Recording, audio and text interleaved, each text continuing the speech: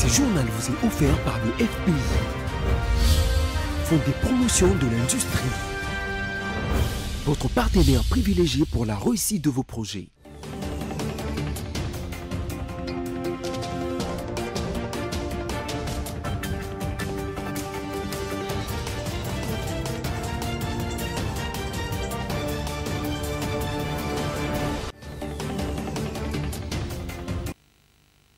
Si vous êtes à l'étranger, nous sommes à Kinshasa. Mesdames, Messieurs, bonsoir et bienvenue dans ce journal dont voici le sommaire.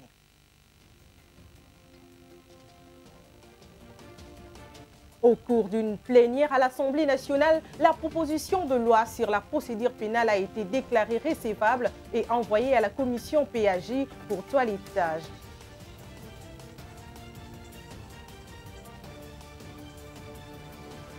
Fabrice Lusindi, directeur général de la Société nationale de l'électricité SNEL, est suspendu de toutes ses fonctions. L'arrêté a été signé par la ministre en charge des portefeuilles, Adel Kaïnda.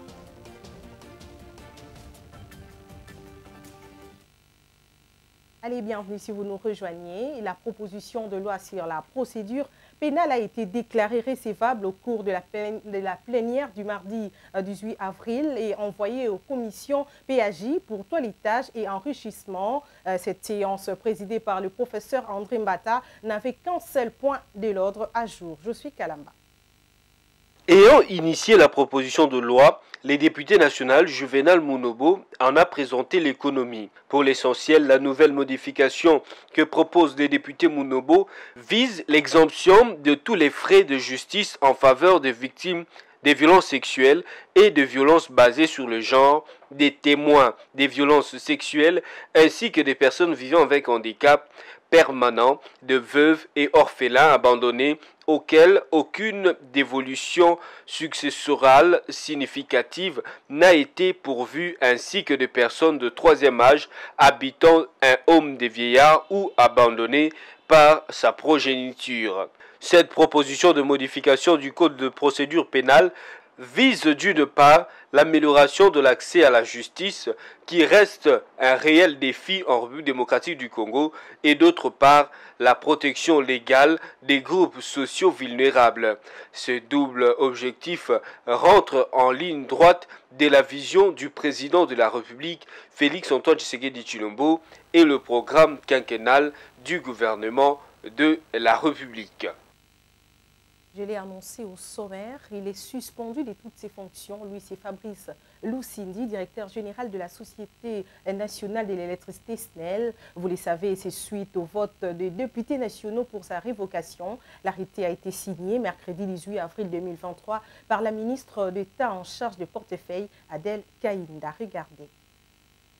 Il aurait fallu attendre près d'une semaine pour que la décision de la ministre du portefeuille tombe, après les recommandations faites par les élus nationaux le 12 avril dernier, pour la révocation du directeur général de la Société nationale d'électricité. Fabrice Lusindi est enfin suspendu de ses fonctions par la ministre Adel Kaïnda.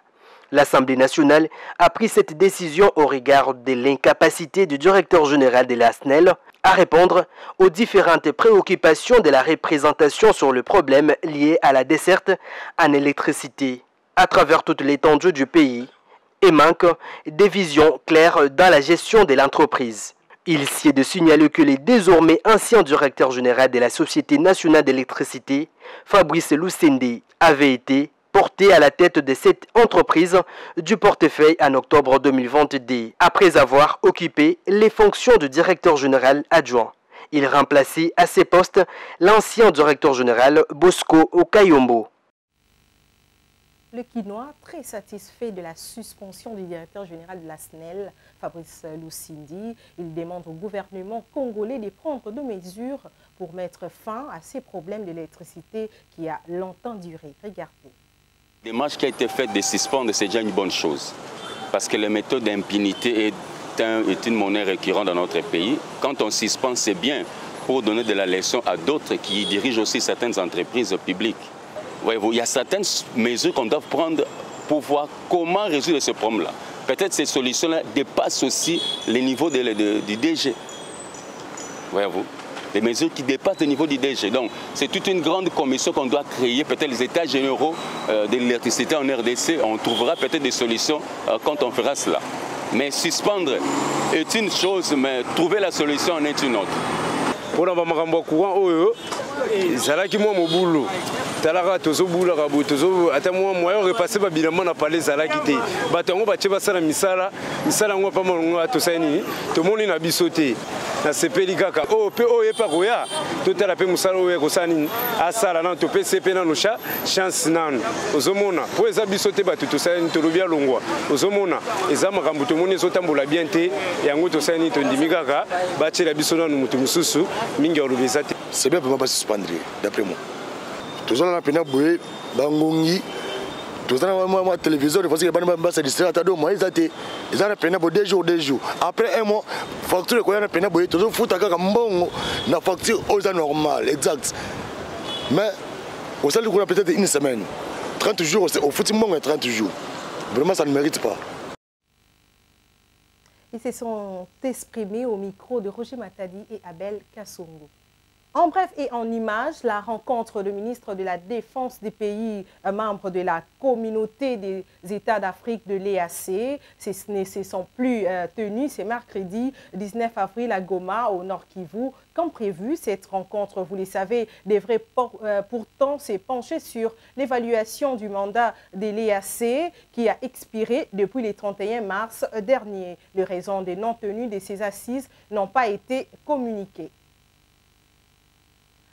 150 personnes tuées dans la période allant du 1er au 14 avril de l'année en cours. C'est ce qui relève le rapport du Bureau de la coordination des affaires humanitaires des Nations Unies. Selon ces rapports publiés le mardi 18 avril, les attaques contre les civils persistent dans les territoires de Djungu, Irumu et Mambasa, situés dans la province de l'Ituri. Yves Mayele.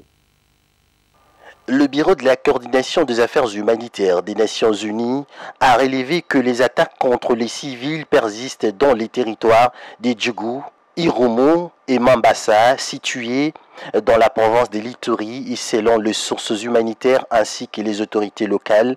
Depuis le début de ce mois d'avril, des attaques armées ont fait environ 150 morts dans les territoires ituriens.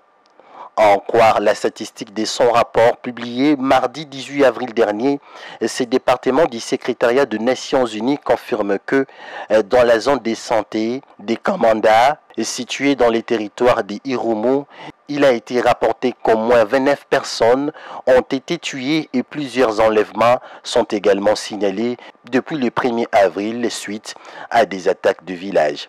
Dans les territoires de Djungu, plus de 110 personnes ont été tuées entre le 3 et le 14 avril lors des inscriptions armées dans les zones de santé de Kito, Chouama, Drodro, Nizi et Fataki. Dans la zone de santé de Loa, en territoire de Mambasa, des éléments armés ont attaqué plusieurs villages entre le 2 et le 4 avril, tuant 13 civils et enlevant 16 d'autres. Selon l'OCHA, des nouvelles personnes déplacées influent vers Komanda dans les territoires d'Irumu. En même temps, depuis le début du mois d'avril, la localité de Kamanda est devenue le refuge de milliers de personnes fuyant l'insécurité générale dans la chefferie Welesa, Wunkutu, en territoire d'Irumu. Les attaques dans la chefferie ont déjà entraîné le déplacé de plus de 5000 personnes vers Kamanda et ses environs. Restons toujours à l'est du pays, en bref et en image. Contrairement à ce que nombreux ont cru, les rebelles du M23 ne sont pas vraiment retirés de certaines agglomérations conquises au Nord Kivu. Ils se sont seulement dégarnis certaines positions à l'est, mais sont présents, dissimulés en tenue civile au sein de la population dans plusieurs localités. C'est le cas notamment du territoire des Miragongo, proche de Goma, où les rebelles avaient annoncé en décembre dernier leur retrait de Kibumba.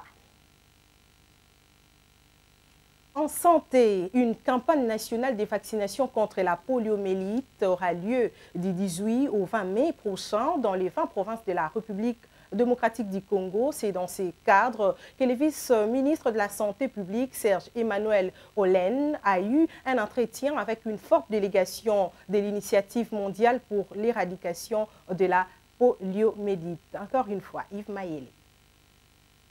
Elle se tiendra du 18 au 20 mai prochain en République démocratique du Congo, une campagne nationale de vaccination contre la poliomyélite dans 20 provinces de la République.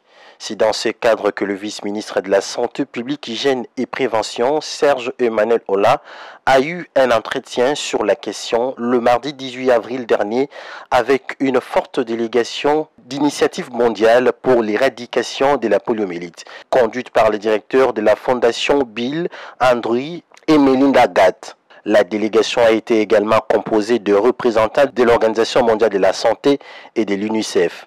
Cette équipe de bailleurs de fonds veut obtenir du gouvernement congolais un engagement dans les activités de riposte à travers la vaccination prochaine des enfants de 0 à 5 ans pour éradiquer totalement la poliomyélite dans les provinces qui connaissent plus la résurgence que la capitale. Le vice-ministre de la Santé, Dr Serge-Emmanuel, a rassuré aux partenaires en santé de la volonté du gouvernement congolais de mettre en œuvre la vision du chef de l'État, Félix-Antoine Tshisekedi Tshilombo, sur la couverture pour la santé universelle. Il a souligné par ailleurs que cette question a été également discutée au dernier Conseil de ministres. Il faut noter que la République démocratique du Congo est parmi les pays d'Afrique ayant déjà connu plusieurs cas de poliomyélite et cette fois-ci, l'accent pendant la campagne est mis sur les provinces où les comités locaux de riposte seront installés. Ce journal est terminé. Je vous en rappelle tout de suite les principaux titres.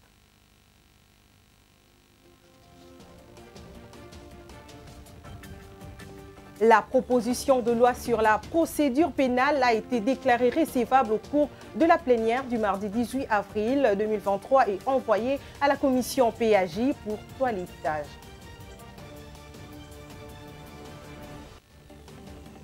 Fabrice Lusindi, directeur général de la Société nationale de l'électricité SNEL, est suspendu de toutes ses fonctions. L'arrêté a été signé par la ministre en charge de portefeuille, Adèle Kainda.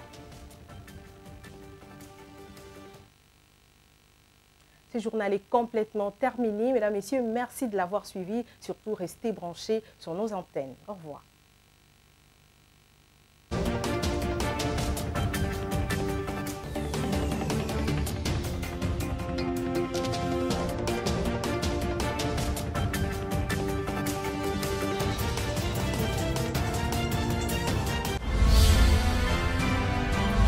Ce journal vous a été offert par le FPI.